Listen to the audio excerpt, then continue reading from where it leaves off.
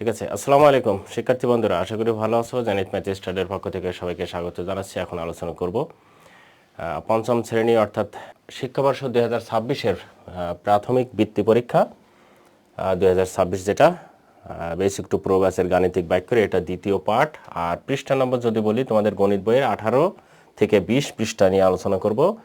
আজকের আলোচনাতে মূল বিষয়টা থাকবে আসলে একটা ক্লাস যতদূর নিয়েছি তারপর থেকে, তার মানে আমরা এই 1 নম্বর থেকে শুরু করব। এখানে প্রশ্নটি বলছে, নিচের খোলা বাক্যগুলোর অজানা মানগুলো বের করি যেন বাক্যগুলো সত্য হয়। এমন একটা মান আছে যেটার মানগুলো আমরা বের করব। খোলা বাক্যগুলো, খোলা বাক্য কাকে বলে মনে আছে? খোলা বাক্য কাকে বলে? খোলা বাক্যটা আছে যেটা সত্য মিথ্যা যাচাই করা যায় না, জানা যায় না, সেটা হচ্ছে খোলা বাক্য। তাহলে আমাদের 1 নম্বরটা বলছে একটি চতুর্ভুজের ক সংখ্যক বাহু আছে, তার মানে ক সমান এখানে 4 হবে। কেননা আমরা কি জানি, একটি চতুর্ভুজের প্রথমে বলি যে এটি একটি চতুর্ভুজ। হ্যাঁ, আমরা এরকম বলবো যে এটি, আমরা বলতে পারি এটাই নিলাম যে এটি একটি চতুর্ভুজ। দিলাম এটি একটি চতুর্ভুজ, এটি একটি চতুর্ভুজ,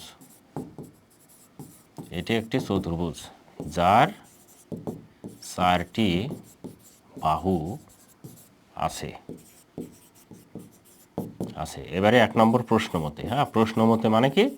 প্রশ্ন মতে মানে প্রশ্ন যা বলছে সেটা। এখানে প্রশ্ন বলছে একটি চতুর্ভুজের ক সংখ্যক বাহু আছে, তার মানে আমাদের আবার খোলা বাক্য নির্ণয় করতে বলছে, তার মানে ক সমান 4। প্রথমে খোলা বাক্য নির্ণয় করতে বলছে, তারপরে বলছে ওই ক এর মান নির্ণয় করতে, মানে যেন বলছে মানগুলো বের করি যেন বাক্যগুলো সত্য হয়। সেই ক্ষেত্রে আমরা এখানে মানটা বের করলাম, ক সমান 4। আর আমাদের বলছে একটি চতুর্ভুজের 4টি বাহু থাকে, তার মানে আমরা এটা লিখতে পারি চতুর্ভুজ। আর এটা আমরা জানি যে চতুর্ভুজের 4টা বাহু থাকে, এটা রাইট। ওকে, 1 নম্বরটা হয়ে গেল। ঠিক একই রকম যদি আমরা এখন 2 নম্বর বের করি, কি হবে? 2 নম্বরটি কি বলছে? দোকান থেকে ক টাকার চাল কিনে, দোকান থেকে ক টাকার চাল কিনে, আচ্ছা ক টাকার আমরা কি করলাম? চাল কিনলাম। চাল কিনে, ক টাকার চাল কিনে 500 টাকা দিয়ে 85 টাকা ফেরত পেলাম। অর্থাৎ ক সমান 500 বিয়োগ 85। ঠিক আছে, তার মানে ক এর মানটা একটা এভাবে বের হয়ে যাবে। কেননা আমাকে এখানে বলছে যে দোকান থেকে ক টাকার চাল কিনে কত টাকা ক এর মান আমরা জানি না, কিন্তু 500 টাকা দোকানদারকে দিলাম, দোকানদার আবার আমাকে 85 টাকা ফেরত দিল। সেই ক্ষেত্রে ক এর মান কত? যেহেতু আমাদের এখানে বলছে যে ক এর মান বের করো যেন বাক্যটি সত্য হয়, তাহলে এটাকে এখন আমরা লিখব বা, আচ্ছা তার আগে, আচ্ছা ঠিক আছে, কোনো কিছু লেখা লাগবে না। ক সমান, এবারে 85 বাদ দিলে হয় কত? 5, হাতে থাকে 1, সমান এখানে হবে হচ্ছে 9, তাহলে 1 4, 415 টাকা। এবারে বলছে না ক এর মান কত বলছে, তাহলে আমরা এখানে লিখব হচ্ছে ক এর মান হচ্ছে 85 টাকা। অতএব নির্ণয় ক এর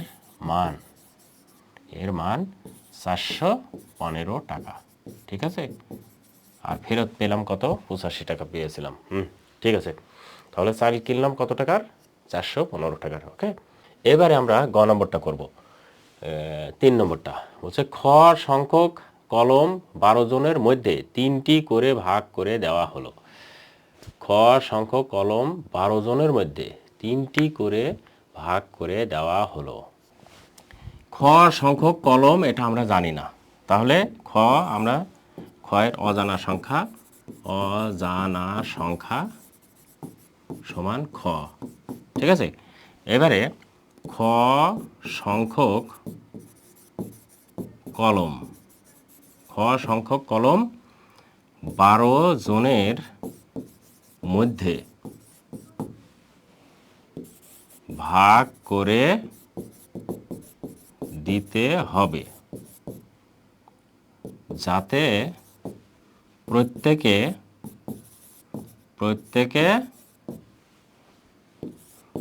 3টি করে পায়। ঠিক আছে, আচ্ছা যদি এইরকম হয় তাহলে যেহেতু 12 জনের মধ্যে 12 জনকে 3টি করে দিতে হবে, 12 জনের মধ্যে, ঠিক আছে, 12 জনের মধ্যে 3টি করে যদি ভাগ করে দেওয়া যায়, তাহলে খ সংখ্যক এই কলম আমরা কটা জানি না, তাই না?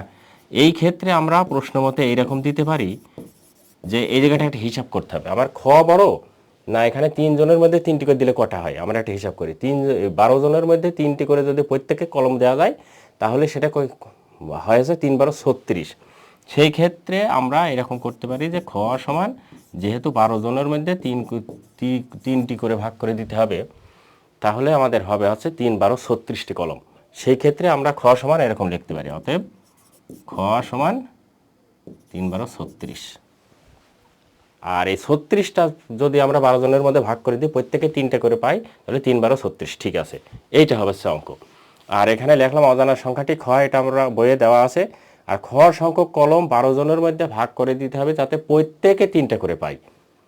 3টি করে ভাগ করে দিতে হবে প্রত্যেকে। এর ভাগ করা দেওয়ার অর্থটাই হচ্ছে এর প্রত্যেকে 3টি করে পাই। ঠিক আছে, পরেরটা দেখো। এবারে দেখো 2 নম্বর বলছে গ এর এমন একটি মান নির্ণয় করি যেন বাক্যটি সত্য হয়। তার মানে এখানে খোলা বাক্য দেওয়া আছে, খোলা বাক্যগুলো একটি একটি করে মান আমাদেরকে বের করতে হবে। খেয়াল করে দেখো, এখানে গ যোগ 12 সমান 19 এভাবে দেওয়া আছে। এখানে গ প্লাস 12 সমান 19 দেওয়া আছে। এখন বলছে গ এর এমন একটি মান নির্ণয় করি যেন বাক্যটি সত্য হয়। বাক্যটি সত্যর জন্য আমাদেরকে গ এর মান নির্ণয় করতে হবে। আমরা জানি যে গ রেখে দিয়ে গড় সাথে যেটা আছে সেটা কি আকারে আছে, এখানে যোগ আকার আছে। যোগ থাকলে অপর পাশে গেলে কি হয়, যোগ থাকলে অপর পাশে গেলে কি হয়, বিয়োগ হয়। তাহলে আমরা কি করব, এখানে সমান চিহ্ন দিয়ে, এখানে আগে থেকে ছিল 19, এখন এটা অপর পাশে গেলে হবে কত, বিয়োগ, যেহেতু এই পাশে যোগ ছিল।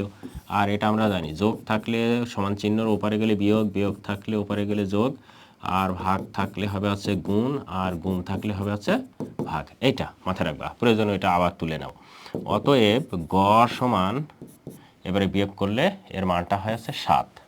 এবার বলছে না গ এর এমন একটি মান নির্ণয় করে যেন বাক্যটি সত্য হয়। তাহলে বাক্যটি সত্য হয়েছে নাকি আমরা আগে দেখি। এই গ এর জায়গায় যদি আমরা বসাই, এই গ এর জায়গায় যদি আমরা বসাই হচ্ছে কত, 7, তাহলে 7 আর 12 19, তার মানে বাক্যটা ঠিক আছে। তাহলে এই জায়গাটা আমাদের গ হবে। ঠিক আছে, এবারে এখানে লিখব অতএব নির্ণয় মান 7। এবারে দেখো পরের অঙ্কটি কি বলছে, 2 নম্বরটা যদি এখানে করি, খেয়াল করে দেখো 2 নম্বর বলছে 48 বিয়োগ গ সমান কত বলেছে, 33। হ্যাঁ, এখানে 33। এবার খেয়াল করে দেখো যে আমাদের মান বের করতে হবে গ। হ্যাঁ, এই গ এর মানটা বের করতে হবে। সেই ক্ষেত্রে আমরা কি করতে পারি, এরকম করতে পারি যে 48 এইটা সমান চিহ্নর ওপারে আছে, এই পাশে আসলে বিয়োগ হবে 33, আর এই পাশে যোগ বিয়োগ আছে, অপর পাশে গেলে কি হবে, যোগ হবে। আর কোনো চিহ্ন না দেওয়ার অর্থই হচ্ছে যোগ হবে, যোগ। ঠিক আছে, আর এটা হচ্ছে আমরা, আমাদের ইচ্ছে ছিল গটা এই পাশে রাখবো, কিন্তু মাইনাস যেহেতু আছে আমি ওই পাশে যে প্লাস করে নিলাম, এটা মাথায় রাখবা। এবারে বা এটা কি করব, 48-এর ভিতরে 33 বাদ দিলে কত হয়, 8-এর ভিতরে 3 বাদ দিলে 5, হাতে থাকে না। এবারে 1 15 সমান গ হলো 15। অতএব গ সমান কত হবে, 15। এবার লিখব অতএব নির্ণয় মান কত, 15। গ এর মান, নির্ণয় মান বা গ এর মান। ঠিক আছে, এবার দেখো 3 নম্বরটা কি বলছে, 8 গুণ গ সমান 32। আচ্ছা বলো তো, এই গ এর সাথে 8 গুণ আকারে আছে, গুণ থাকলে অপর পাশে গেলে কি হবে, হ্যাঁ ঠিক আছে, ভাগ। তাহলে এখানে আমরা গটা রেখে দিলাম, আর 8 ওই পাশে গেলে তাহলে 32 ভাগ কত, 8 হয়েছে। অতএব গ সমান 4 8 32 অর্থাৎ 4। এবার লিখবো অতএব নির্ণয় গ এর মান 4 4 32। হ্যাঁ, এবারে কত নম্বর করব, 4 নম্বরটা করি। 4 নম্বরটা দেখো 81 ভাগ গ সমান 9। আচ্ছা বলো তো এটা একজন কি হবে, 81 রেখে দেবো, আর গ এই পাশে ভাগ আছে, অপর পাশে গেলে গুণ হবে। তাহলে 9-এর সাথে আমরা গুণ করে দিলাম। এবারে বা খেয়াল করে দেখো যে 81 আমরা ওই পাশে 2টাই এই পাশে নিয়ে আসলাম, 9 গুণ গ, এটা মাথায় রাখবা, 9 গুণ গ আর 81। এইটা কি করলাম বলো তো, সব সংখ্যা, একটা মনের জিনিস মনে রাখবা, সব সংখ্যা যখন ওই পাশে থেকে এই পাশে নিয়ে আসবো, আবার এই পাশ থেকে ওই পাশে নিয়ে যাবো, তখন চিহ্নর কোনো পরিবর্তন হয় না। এটা কি বুঝতে পেরেছো, মনে রাখবা। সব সমান চিহ্ন সব যদি ওই পাশ থেকে এই পাশে আনি আর এই পাশ থেকে ওই পাশে নিয়ে যাই তাহলে চিহ্নর কোনো পরিবর্তন হয় না, এটা মাথায় রাখবা। সেই ক্ষেত্রে আমরা কি করলাম, এটা যা আছে সব এই পাশে নিয়ে আসলাম, এটা যা আছে সব ওই পাশে নিয়ে গেলাম, ঠিক আছে। এখন কি হলো, আমাদের চিহ্নর কোনো পরিবর্তন হলো না। সেই ক্ষেত্রে এবারে দেখো শুধু গটা রেখে দিলাম, রেখে দেওয়ার পরে 81 কত 9, ঠিক আছে। অতএব গ সমান 9 নাম 81, তাহলে নির্ণয় গ এর মান 9। এখানে একটা অঙ্ক আছে, হ্যাঁ, এই অঙ্কটা করে দেখি। একটি টেনিস বলের মূল্য 24 টাকা। খেয়াল করো, একটি অঙ্কটা মনোযোগ সহকারে আগে দেখতে হবে। একটি টেনিস বলের মূল্য 24 টাকা এবং একটি ক্রিকেট বলের মূল্য 150 টাকা। দুইটা বলের মূল্য কত, 150 টাকা। আচ্ছা, তাহলে আমরা এখানে লিখতে পারি কি, টেনিস টেনিস কয় টাকা, টেনিসের মূল্য 24 টাকা একটি, এটা মনে রাখবে, একটির দাম 24 টাকা। আর একটি হচ্ছে কি, একটি ক্রিকেট বল, ক্রিকেট ব্যাট, হ্যাঁ, তাহলে আমরা দেবো এটা হচ্ছে ব্যাট সমান কয় টাকা, 150 টাকা।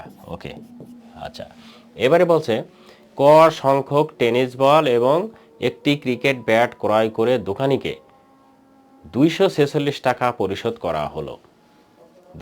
এখন বলছে সমস্যাটি গাণিতিক বাক্যে প্রকাশ করে সমাধান করি। ওকে, ঠিক আছে, এটা এটা এটা তো বুঝলাম, তাই না।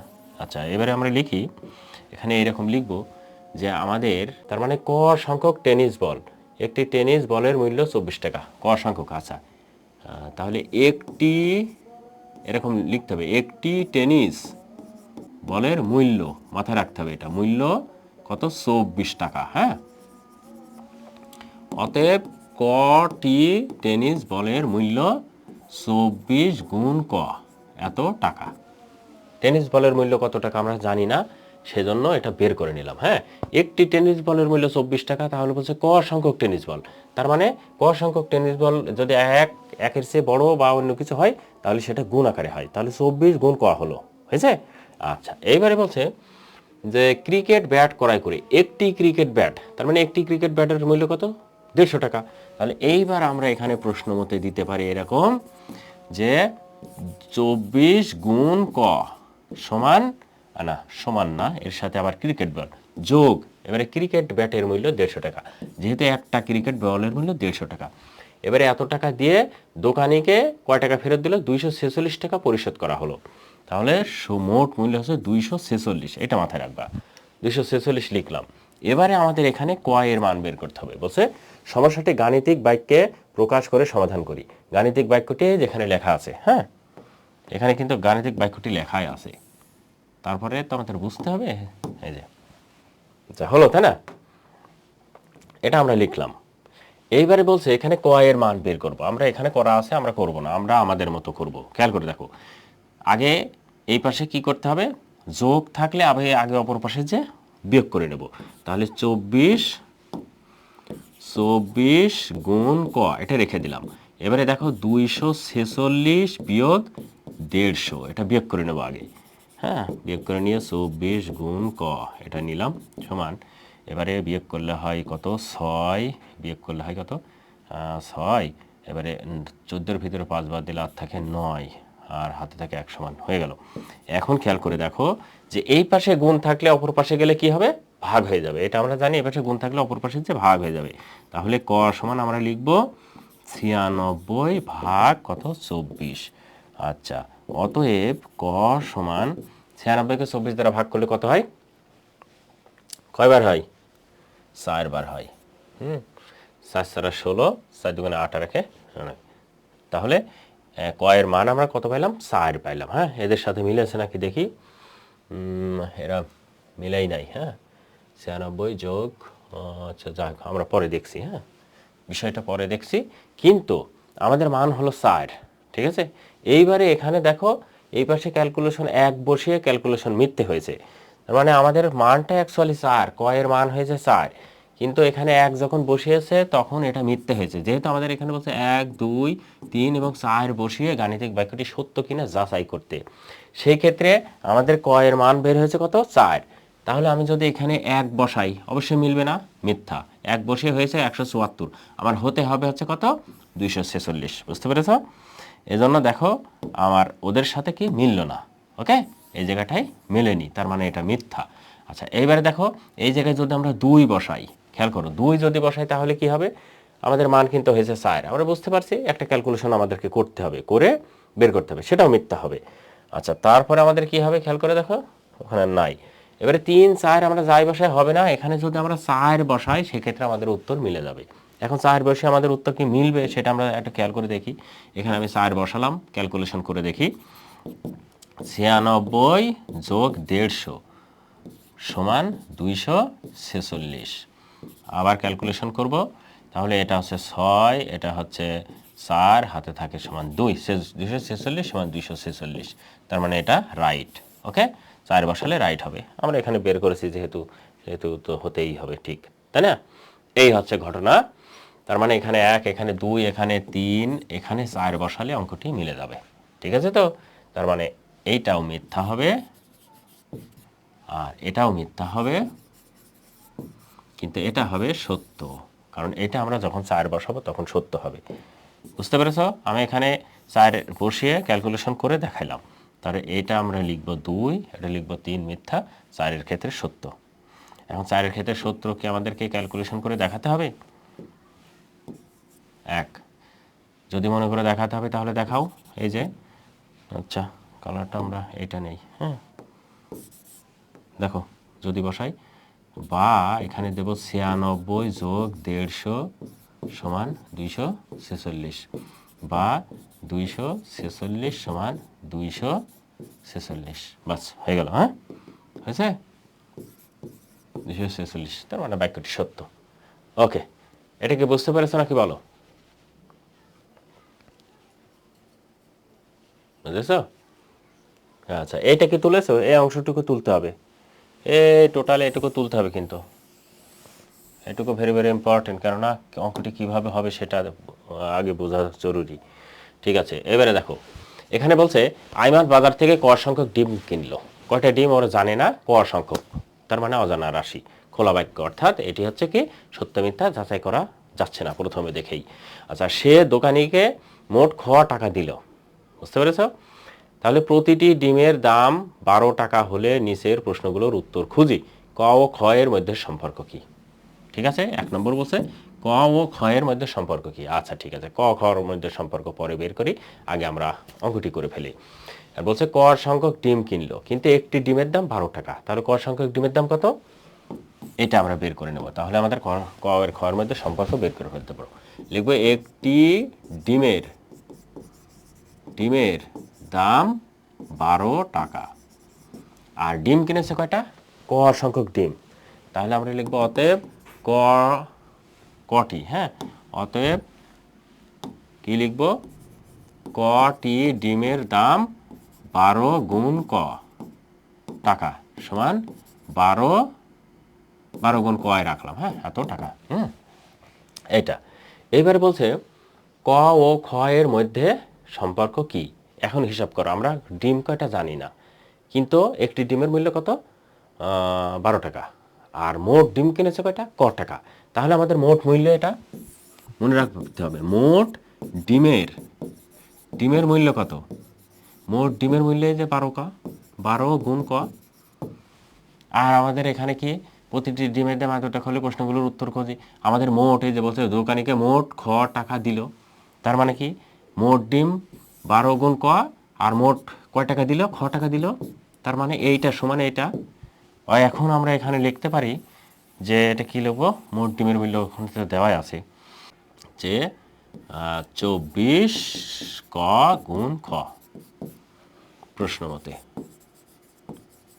মতে এটা হচ্ছে সম্পর্ক। ঠিক আছে, এইটা দাম হলো। এখন এখানে কিন্তু আমরা বলছে টাকা নিচের প্রশ্নগুলো উত্তর খুঁজি, নিজের প্রশ্নের উত্তর খুঁজেছি, উত্তরটা আমরা ক নম্বর বের করেছি যে ক ও খ এর মধ্যে সম্পর্ক কি, সম্পর্ক এটা। ঠিক আছে, এইবার বলছে ক এর মান 10, 11, 15 হলে খ এর মানগুলো কি কি হবে। তাহলে এখন আমরা বের করব। আচ্ছা, আমরা লিখব যে 2 নম্বর, তাই না? এখানে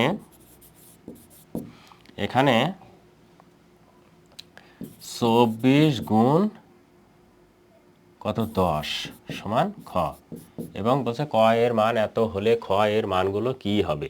আচ্ছা, এইবার আমরা কি করব, খ এর মান বের করব। তার মানে এটা গুণ করলে হয় 240 সমান খ। হয়েছে? যখন খ না যখন হচ্ছে ক সমান 10, ঠিক আছে। আবার এখানে লিখবো আবার খেয়াল করো, আবার লিখবো যে 24 গুণ, এবারে কত লিখবো, এই যে 11, 11 সমান খ। তাহলে এবারে গুণ করব, গুণ করলে কত হবে, 11 আর 24, আমরা ক্যালকুলেটর দিয়ে যদি গুণ করি তাহলে হলো এখানে 264 সমান খ। তার মানে আমরা এখানে লিখব যে ক সমান কত, 11, যখন ক সমান 11। আবার আর একটা অঙ্ক বের করব, যে লিখব আবার, আবার আমাদের এখানে বলছে কি 24 গুণ কয়ের জায়গায় লিখবো কত, 15, 15 সমান খ। আচ্ছা, এবারে আমরা মানটা বের করব, সেটি হচ্ছে কি 15 আর 24 গুণ করব। তাহলে 15 আর 24 গুণ করলে কত হয়, হিসাব করো, 15 গুণ 24 সমান 360। তাহলে এখানে লিখবো হচ্ছে 360 সমান খ। ওকে, তাহলে এই জায়গাটাকে কি লিখবো, যখন ক সমান 15, ঠিক আছে। এই যে বলছে না ক এর মানগুলো বের করে, খ এর মানগুলো কিন্তু আমরা বের করে ফেলেছি। ওকে শিক্ষার্থী বন্ধুরা, আশা করি এই অঙ্কগুলো বুঝতে পেরেছো এবং যে প্রশ্নগুলো 1 ও 2 ছিল সেটা করা হয়ে গেছে, ঠিক আছে। ওকে শিক্ষার্থী বন্ধুরা, ভালো থাকো, সুস্থ থাকো, তোমাদের মঙ্গল কামনা করে আবার আগামীতে দেখা হবে। আল্লাহ হাফেজ।